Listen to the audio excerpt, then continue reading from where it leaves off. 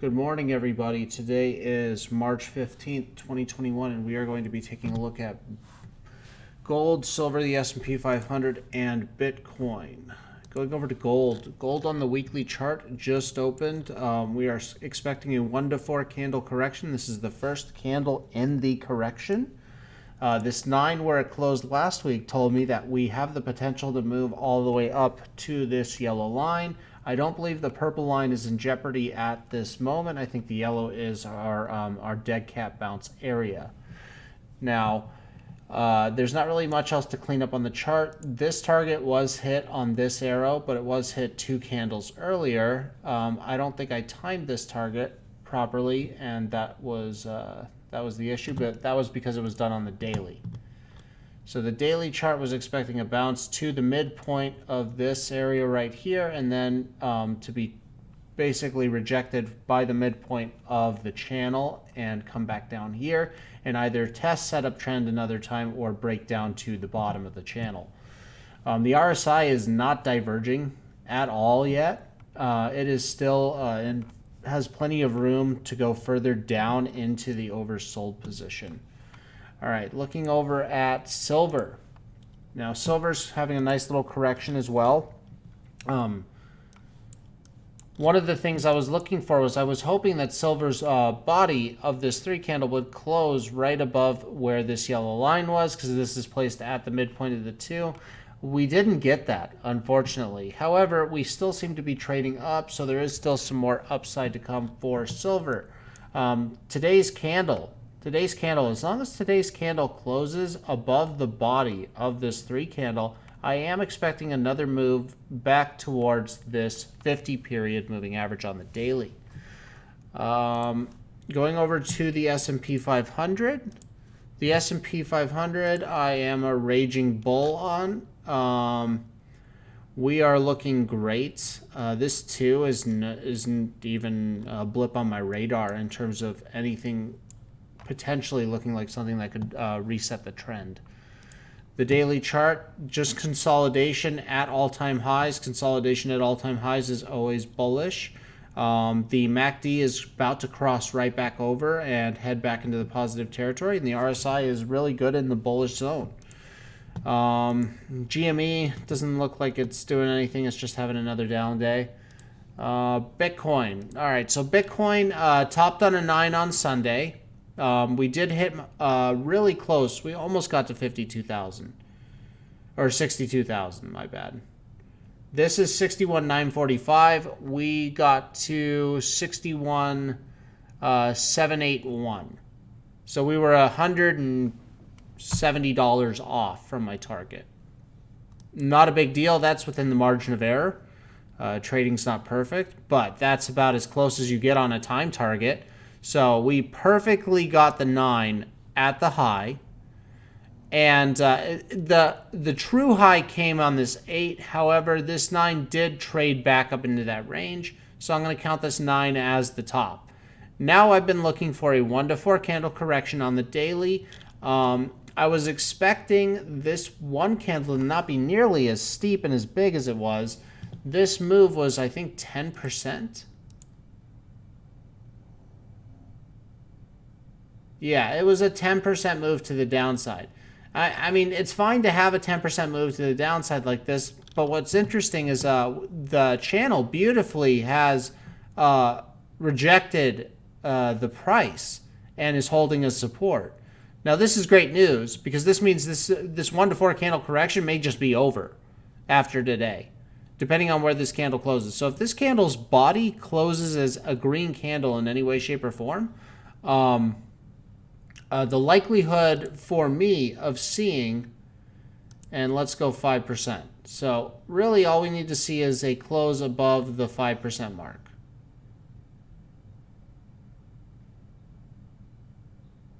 So as long as we close above, and the price is 57,534, as long as we close above there, my stance remains that this is going to be a very bullish pattern, and what that also coincides with is the previous candle close top on the daily of the 6. Now, as long as we close above there, I think this correction is over, and this was a back test. And this back test has confirmed that this previous all-time high back here is now support. And what that sets us up for is a massive move to the upside. Now, it may form a handle, and we may get a cup and handle on the daily, which would send us from 42 to 62, which is a $20,000 move into the $80,000 range, which would be right here at my 3618 at 81,102. So if we get a handle coming right here, we have a cup and handle formed, and our price target is $20,000 above our current trading value. Going over to the 4-hour. The 4-hour is looking really good as well. Now, we did break down on the moving averages. However, the RSI, it looks like it's catching support right here.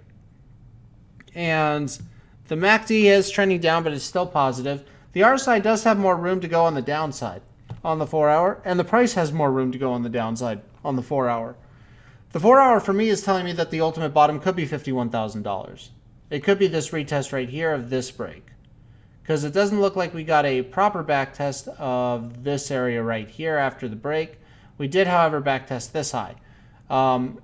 We could go all the way down there. I wouldn't expect it, but I'm going to be looking for this trend line, and this trend line is still intact. What's interesting is it looks like we did bounce off the 382. Now, this 382 is coming off the extension, so we hit a 618 target. We came back and we're hitting the 382. That looks like a healthy retracement to me for this run-up. Now, we did break this, this right here, so I am going to get rid of that line to remove clutter. We are right in this area at 43, where as long as we can stay above this RSI of 43, I think that this is our critical support area from back here on the RSI. And it looks like we're trying to close back above it. And if we can do that, I think we can bounce back to the upside. And this challenge at this red line will be coming, and will probably be over at this 883 sooner rather than later.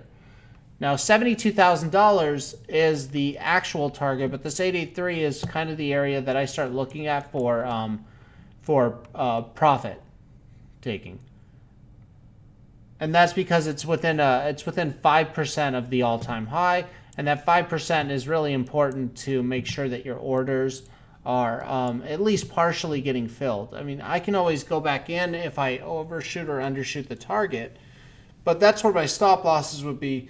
As soon as we start trading above this this 883 areas, my stop losses would start getting stacked right around here at this $69,000 area. And there's a psychological reason for that, and that's because every time we hit a brand new rounding number in the 10,000s range, there is an impetus to sell. So it happened with 40, but we got to 42. It happened with 50 right here, and we had a little bit of a rejection, and then we broke it. And then it happened where we went back to almost 40. We went to 43, but I would consider that close enough of a back test for here. When we went down to 43 here, we were definitely looking and trying to see if we were going to retest 40,000, and I think the momentum was just too strong. Now, as long as this trend line stays intact right here from this run-up, so this green line, which is going to be getting a lot thicker because it's important to see, as long as that one is intact, I am going to maintain my bullish posture, regardless of where price is going, because that's the trend support. Now, if we make a move to here and then another move down and form a cup and or a inverted head and shoulders pattern, not an inverted, but a head and shoulders pattern, then I'm going to start getting worried that our breakdown is going to be from 62 to 54, which is an $8,000 move, which would put us down to 46 area, which would retest this area back here. And I'm not expecting that to happen. I think we're too bullish at this moment, but I'm not taking it off the table until I see us breaking this 61.7 area.